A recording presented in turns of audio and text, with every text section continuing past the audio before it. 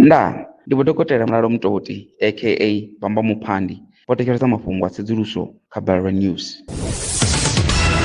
Mafhungo nga Rotshidzwa Maremba.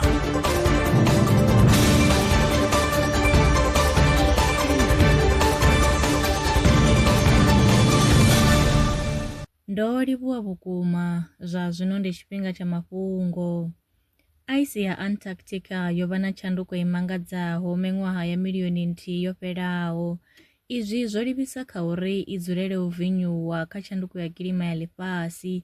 Tsedzuluso yo rangiwaho phanḓa nga Pushon National University kha ḽa Korea i ṋea nḓivho ntswa malugana na uri zwipiḓa zwihulwane zwa ice kha ḽa Antarctica zwi vinyuwa hani kha tshanduko ya kilima ya tshifhinga tshilapfu. Bammbiri ya tsedzuluso yo gandiswa kha dzhenala ya Nature Geoscience. Mmbya i a kona u ḓivha zwine muthu a khou ṱoḓa i tshi ita zwone nga u tou ḓologa thounu ya ipfi ḽa muthu. Kana hai ndi maṅwe a maipfi ane a shumiseswa nga vhathu u davhidzana na mmbya dzavho. Aya ndi mawanwa a tsedzuluso u bva Laurent University ngei kha ḽa Hungary.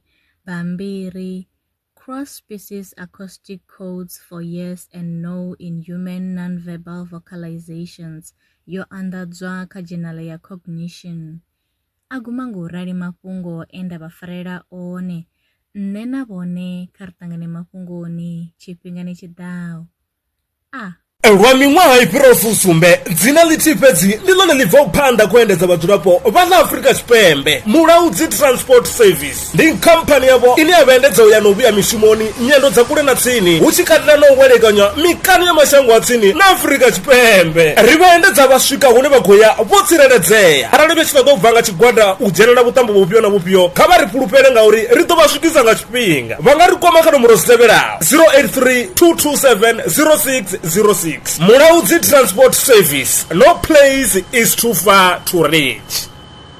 Zwino ri tshi khou amba vhanga vha sa ḓivhi uri masheleni a u tandulula thaidzo ine vha vha nayo vha ṱo a wana gai vha songo tsha ṱwa vha tshi renga nga ṱhoho lini. Ballerina Brands i hanefha tsini na vhone ri ḓo vha thusa u bva kha 500 u swika kha 4000 randa. Riṋe ri khou ṱoḓa tshiḽipi tsha muholo, khophi ya basa, 3 months bank statement na proof of residence. U bvapo tshelede i khou ṋamba ya dzheniswa nga murahu ha zwiminetse nyana. Kha vha rumele WhatsApp zwino 072 019 5843. Ballerina Brands ndi vhahadzimisa masheleni vho ḓiṅwaliselaho. Are you a survivalist entrepreneur in the Vemba district? Ballerina Brands is here to back your hustle. Get a loan from just 500 rands up to 4,000 rands designed to grow your business. All you need is 6 months of bank statements, 6 months of sales records, your South African ID, and proof of residence. Apply today on WhatsApp 07201958843. Ballerina Brands, empowering entrepreneurs, building communities. Terms and conditions apply.